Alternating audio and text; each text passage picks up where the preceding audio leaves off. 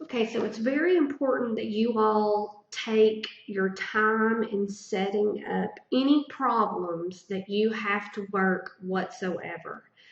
What is key is that you decide what is relevant and what is irrelevant. We can ignore the irrelevant information, but it's also exceptionally key that you calculate your numbers correctly and that you set the problem up correctly. All right, so let's go through this introductory example that's in the very front of the chapter of the 15th edition text. We have a company that is considering reorganizing how they run the business and how they produce their products. And our fact pattern is we have 20 employees total. 15 of those work as machine operators, and another 5 additional employees work as material handling workers. In the past, we've been able to pay them $15 an hour, but going forward, we believe that we will be paying them $16 per hour. All right, so the past $15 rate can be ignored. We're going to use the $16 an hour rate for the decision making because it is the future expected rate. All right, and these people work for 2,000 hours each for the year. And again, we're going to use the 16-hour rate. We sell 25,000 units. And each one of those units, we can sell it for $250, which means that our expected revenues is $6,250,000. Whether we continue operating as we normally do, or even if we reorganize, automate our processes, and still produce and sell the same number of units. All right, so for this scenario, we could say that our revenues are irrelevant because it's the same whether we continue as is or if we reorganize. We have cost to manufacture our goods. Direct materials is $50 per unit. We have manufacturing overhead for a total cost of $750,000 for the year, and we spend an additional $2 million on marketing annually. The manufacturing overhead and the marketing per year is going to remain the same. Our direct materials under this scenario is going to remain the same. All right, so these are some things that we can ignore. We are not going to change any of those. All right, it will, however, cost us $90,000 to do the reorganization within the plant facility. All right, we've got some equipment we've got to purchase or lease, set it up, etc., etc. That's going to cost us $90,000. All right, we can spend that $90,000, this one-time $90,000 fee, and then lay off 5 of the 20. All right, so 15 people will still be employed, making $16 an hour, working 2,000 hours each. So we're going to be able to save on labor cost. Now, what I want to show you is you could go through all of the steps. And if that's what you need to do on test questions or possibly on the CMA exam, set it all up and work through the whole thing, that's fine. But you may not have a lot of time to do that. So you need to be able to differentiate what's relevant, needs to be considered, and what's irrelevant can be ignored. All right, so would the company be best served by reorganizing or not? So do it or don't do it. I want you to see that here under these first 2 columns, they have gone through the steps of showing us all of the information, both the relevant and the irrelevant, and showing us how to differentiate between the scenario A or scenario B. Again, setting up the problem and being able to read your information is key. Do we reorganize or not is what we're asking ourselves. And again, I mentioned earlier, it's all about the bottom line. Will our operating income increase or not? That is the question. All right, so notice that under these first two columns, they're showing us everything. But over here under these two columns, they're just eliminating anything that's redundant or irrelevant. There's no need of even putting it on here because it's the same under either one. All right, so again, I mentioned that our revenues is going to remain the same because we still plan on selling every unit at $250 a piece. The direct materials is going to still cost us $50 a piece. All right, so 1.25 versus 1.25, these are the same. That's why these are blank over here and these revenues are blank up here because it doesn't matter. We're wanting to see what the result is going to be on operating income.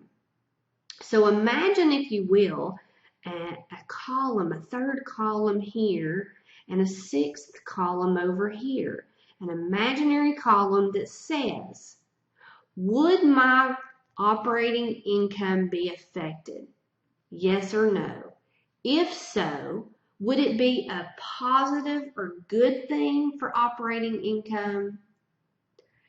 Or would it be a negative thing towards operating income? All right, so what I'm saying here is $6,250,000 better or worse than this $6,250,000? Well, they're the same. So operating income is affected by zero. The direct materials cost, is this cost more expensive or cheaper than this one over here? All right, they're the same. So operating income is not affected, therefore it would be a zero. Now, when we look at our labor though, recall that we said we can either continue to run with 20 employees making $16 an hour going forward, all working 2,000 hours a week, and we would have to spend $640,000 in labor, or we can spend $90,000 to reorganize, which you'll notice is plotted right here, and only have 15 employees working 2,000 hours a year at the new rate of 16 for a total of $480,000. So $480,000 in a cost or an expense is cheaper than this $640,000 right here. So our operating income would increase due to that savings. Right? You calculate the difference between the 480 and the 640, and you would be able to plot in that number, which I believe is $160,000 cheaper. Okay, so operating income would increase by $160 in savings just on that one line. So notice that because these two are different, that 640 is showing up here and 480 is showing up here. Again, you can imagine a sixth imaginary column and say that 480 is cheaper by $160,000 than 640, which means our operating income would increase by that 160 because the cost is less under scenario 2. Manufacturing overhead is the same, marketing is the same, Again, because they do not differ amongst the alternatives, we can ignore them. They're irrelevant. But the reorg cost, $90,000 versus, of course, no reorg cost to continue operating as is, there is a difference here. So that is why the $90,000 shows up here and nothing shows up here. And if you had that imaginary sixth column, you would say that this $90,000 in reorg cost is more expensive than zero. So operating income would decrease by $90,000 because we would have to spend this $90,000 in order to reorg. Now this was a positive $160,000, but this one's a negative $90,000. So if we were to net those two together, we would have a $70,000 difference, or $70,000 positive difference to operating income, which means we would want to do this because we would actually better the company's results by that $70,000. We would have to spend $90,000 to save $160,000. And the difference of those two netted together is a positive $70,000 to our bottom line. Okay, so make sure you understand how that works. Set up your problems every time and make sure you're reading them correctly.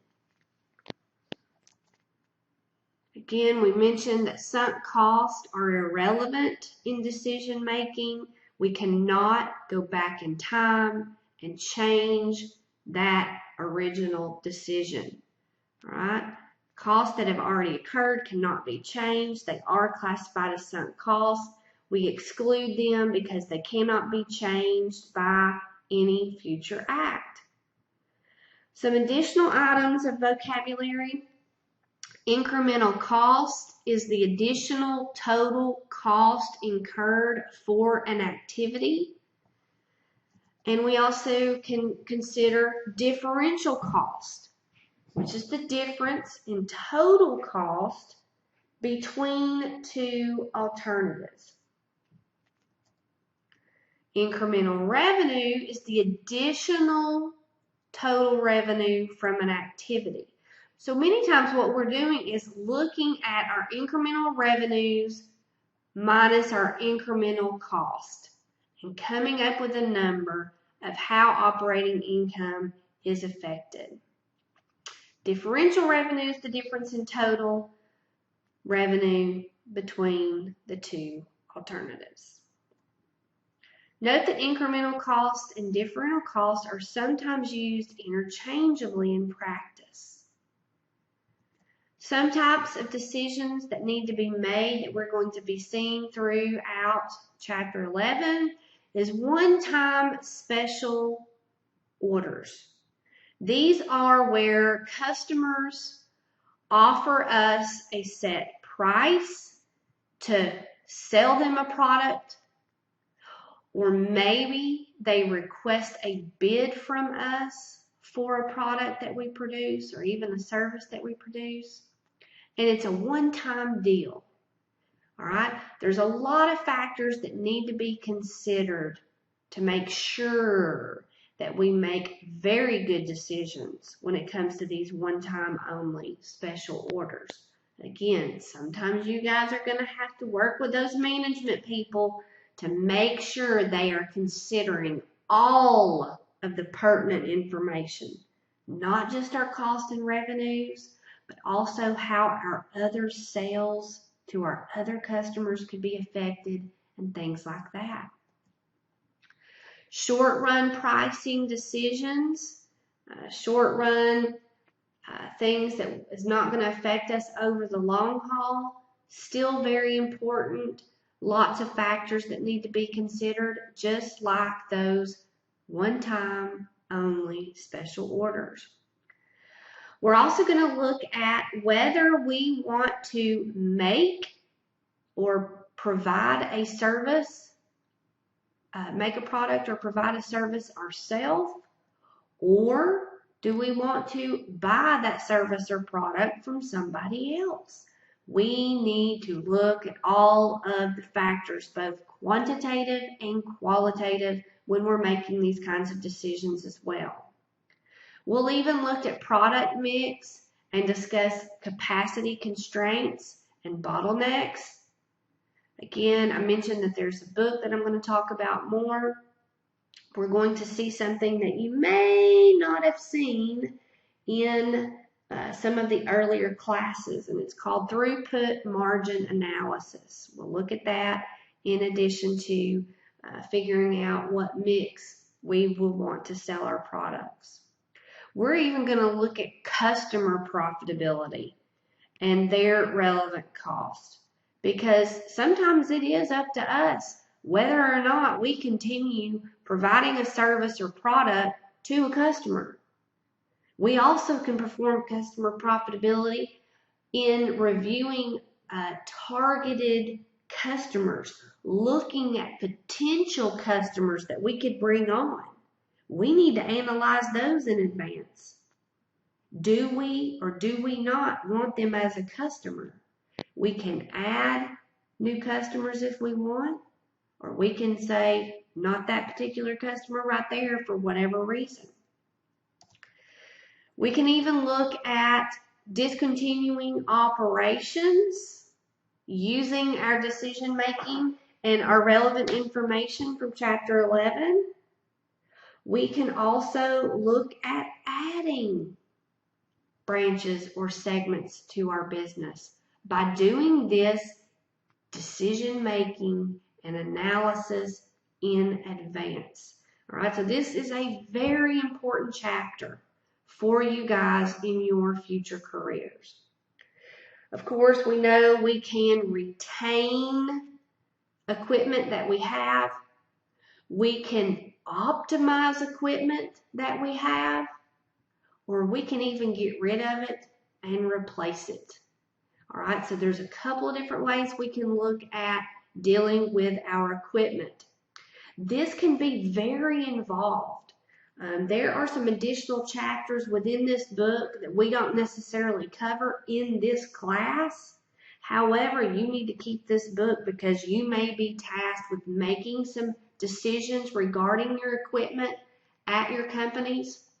Some of the finance majors or the double major accounting and finance students will take some courses with the finance curriculum that you guys may or may not be seeing because of the consideration for the financial aspects of it in regards to the time value of money. Right? We're going to keep it simple in this chapter 11 regarding equipment replacement, but I can assure you that this can be very, very involved, and you could be talking astronomical dollar amounts for the outlays for those capital investments, but also things that you would have to consider such as inflation, interest rates on money borrowed, payouts, etc. Okay, so it could get very involved. Again, keep this textbook. This is an excellent book for you guys to carry forward with you throughout your career. Right, so one-time only special orders. I will pick back up with this in a separate video.